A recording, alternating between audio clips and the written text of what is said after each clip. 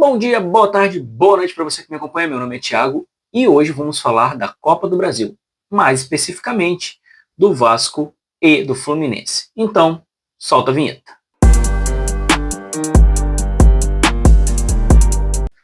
De volta da vinheta, nós vamos falar dos times que jogaram pela Copa do Brasil.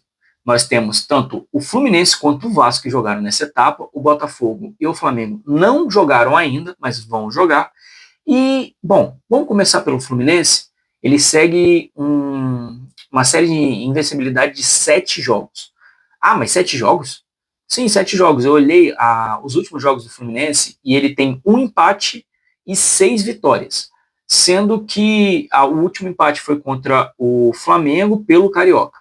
Bom, a Copa do Brasil está sendo uma agradável surpresa o Fluminense? Não, é um time muito bom.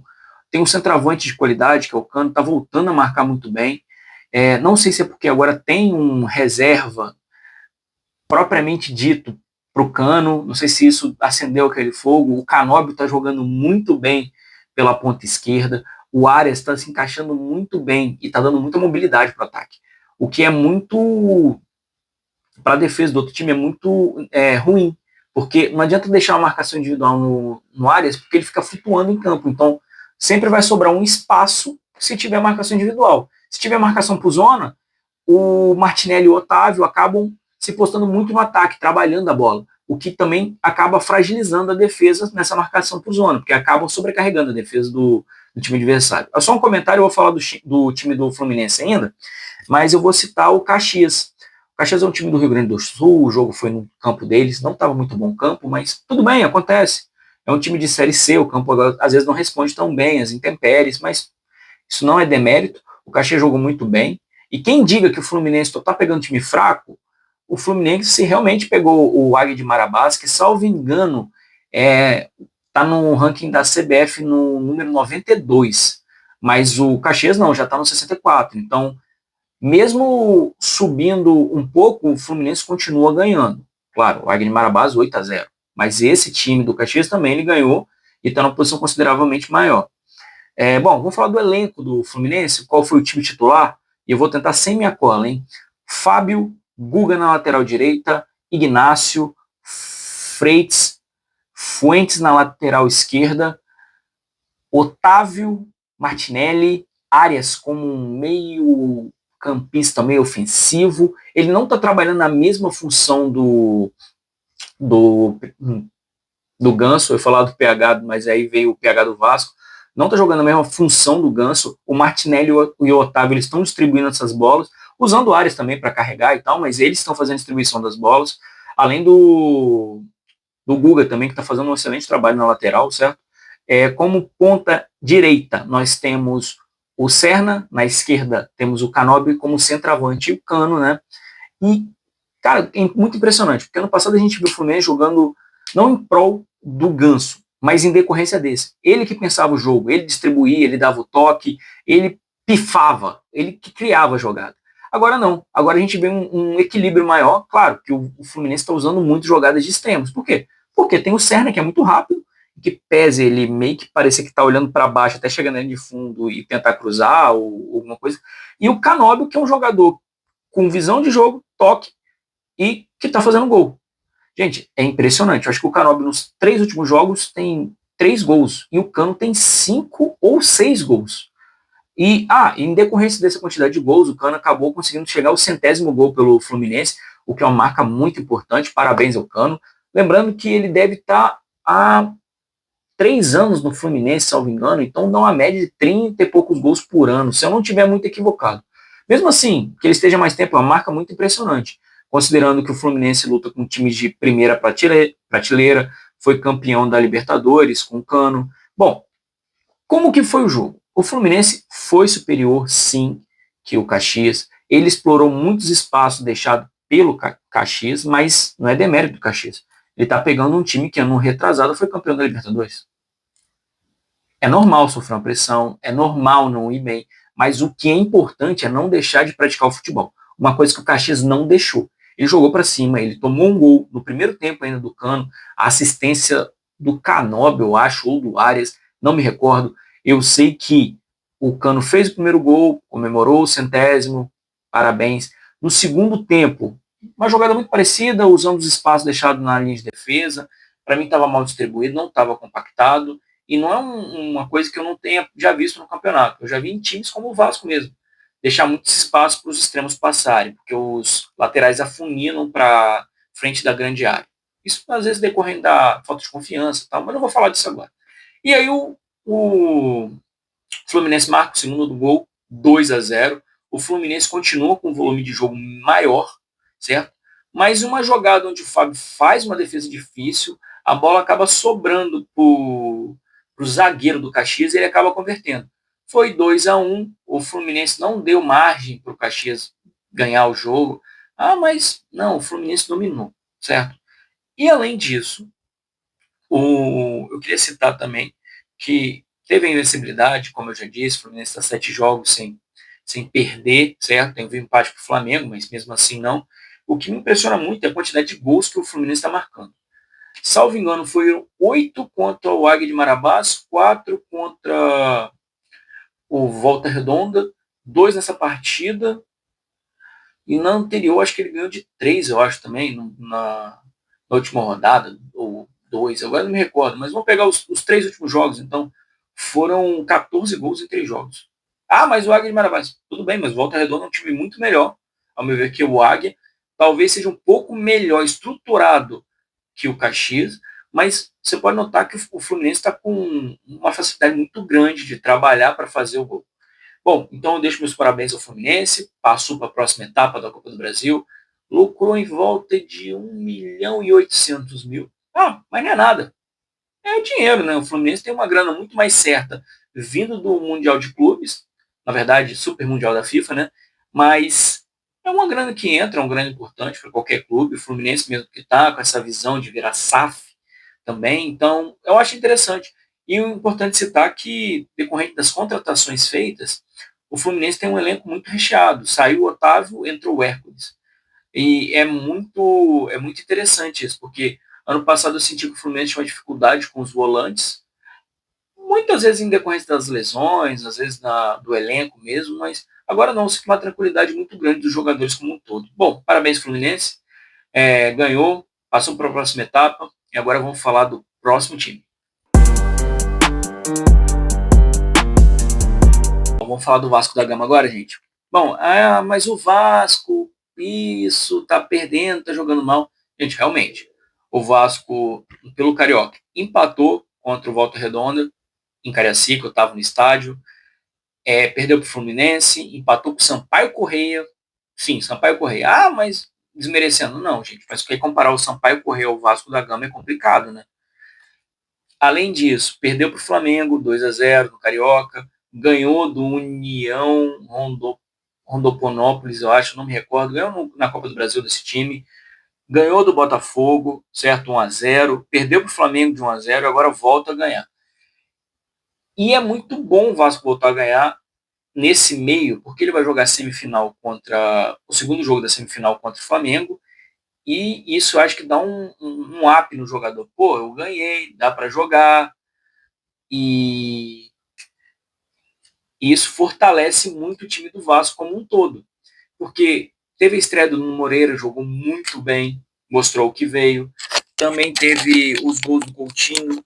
Um foi de pênalti, foi, mas o outro foi de fora da área. Estou fazendo a troca aqui ao vivo do microfone, porque o outro tinha acabado a bateria, ainda bem que eu vi, que senão tinha que gravar tudo de novo. Mas aí vocês me perguntam, pô, legal, Thiago, ganhou, e aí? Gente, vamos falar do jogo então, do primeiro tempo? Não, vamos falar da escalação do Vasco. Beleza, vamos falar da escalação. O Vasco entrou num 4-2-1-3. Se você pode falar assim, porque entrou com Léo Jardim, PH, João Vitor, Lucas Freitas, Piton, Hugo Moura, aí que vem, Hugo Moura e Paulinho de Paula. O Paulinho de Paula não estava fixo como um volante, ele estava transitando, fazendo a marcação, deixando a sobra com o Hugo Moura, o que me deixou muito tranquilo, porque o Hugo Moura é um jogador que joga firme, joga sério. Na frente deles teria o Coutinho, na ponta esquerda, Nuno Moreira, na ponta direita, Ryan, e no centroavante, Verratti. Da escalação que o Carille propôs, eu trocaria talvez o Verratti para colocar o Ryan de centroavante e o Lloyd Augusto na ponta direita. Porém, minha opinião, mas já tá pronto o jogo, você vai dar opinião. Sim, ué. O comentarista faz isso, ele comenta e dá opinião. Mas eu faria essa alteração, porque o Verratti, quando não tem essa bola longa para os laterais para o cruzamento, ele fica meio perdido. Ele é um cara que marca bem, joga com vontade, mas para mim ele deixa nesse detalhe o que o Ryan, para mim, tem uma qualidade melhor, tem uma velocidade, uma explosão, muito decorrência da idade e da força física, né? Não por isso ele foi o primeiro a marcar pelo Vasco num lançamento, na verdade, numa roubada de bola no lado esquerdo, um trabalho do Piton Nuno, Paulinho, Nuno. Ele lançou a bola para o Ryan ganhou na velocidade do zagueiro do Nova Iguaçu, 1-0 Vasco. E, cara, é impressionante a diferença do Ryan do ano passado para esse ano. Esse ano ele tá com a vontade completamente. Tudo bem que tem horas no jogo que ele tá muito apagado, mas às vezes eu acho que ele tá, tipo assim, vendo o jogo para poder se posicionar melhor, né? E, bom, o Vasco marca primeiro contra o Nova Iguaçu. E aí que vem.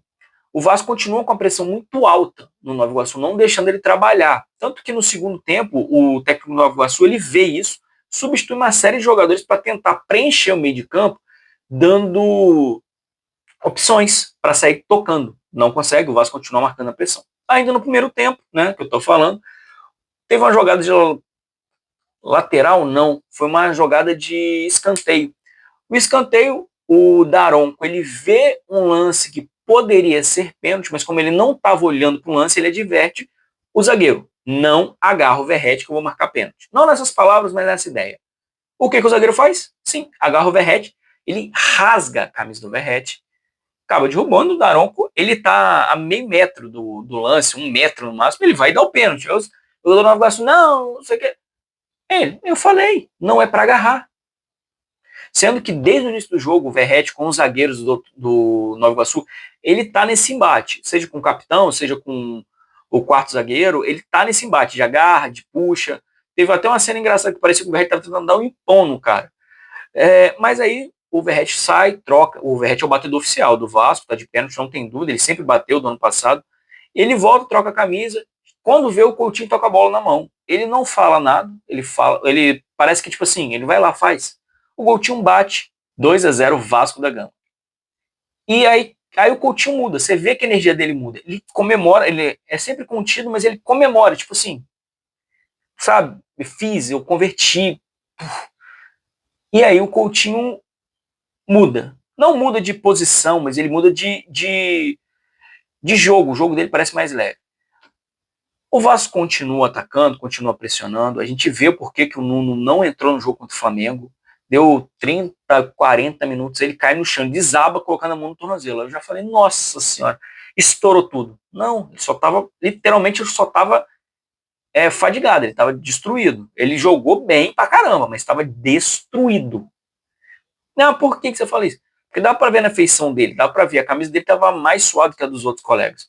Mas pode ser. Não, gente. Ele tava. O PH, que é o lateral que mais faz essa transposição de força de corrida, ele estava menos ofegante que o Nuno. Por isso que eu comento isso, que ele não se acostumou ainda. Diferente do Lloyd, que parece que não cansa tanto, mas ele não está gostando de jogar na esquerda, ele quer jogar na direita. Mas isso é para o segundo tempo.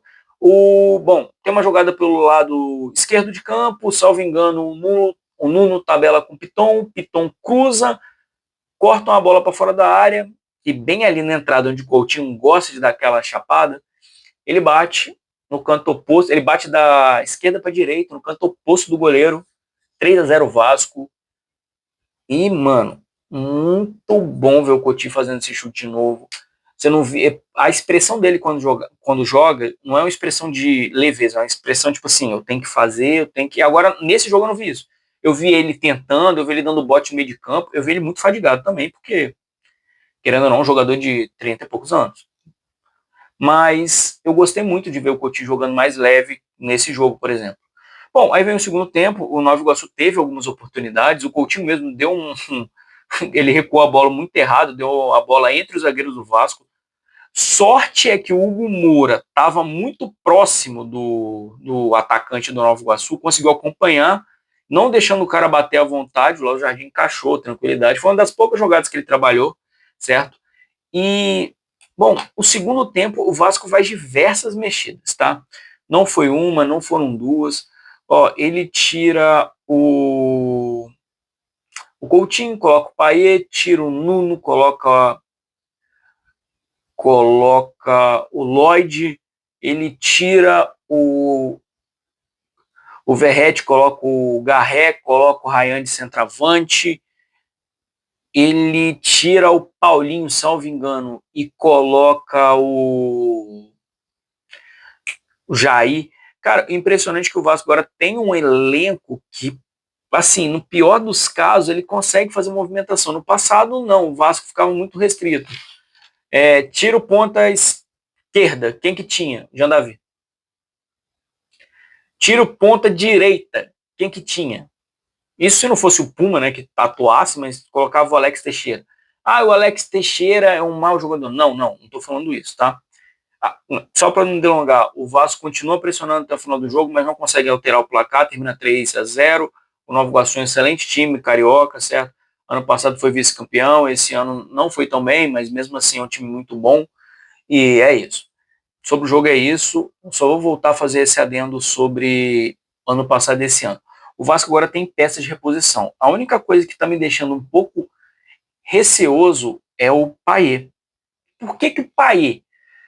Não, eu gosto muito do jeito que o Payet joga, eu gosto da qualidade dele, mas eu sinto que ele está um pouco desmotivado. O contrato dele acaba agora no meio do ano, o Vasco não procurou fazer renovação, fala que o contrato dele é muito caro, o salário dele é muito alto. O Payet é um excelente jogador, o Vasco teve uma visão em trazer ele para cá, certo? Só que eu acho que ele tá perdendo um pouco a mão.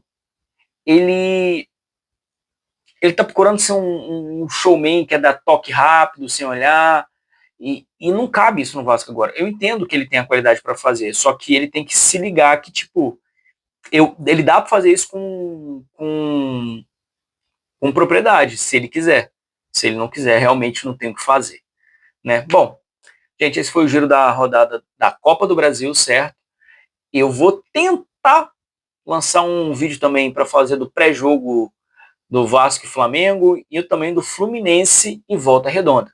Não prometo, mas se sair, não deixe de olhar não, tá bom? Muito obrigado por assistir, deixa o like, deixa o dislike, deixa o comentário se quiser aí, complementando alguma informação ou trazendo alguma coisa que na sua opinião é importante. Tamo junto, valeu!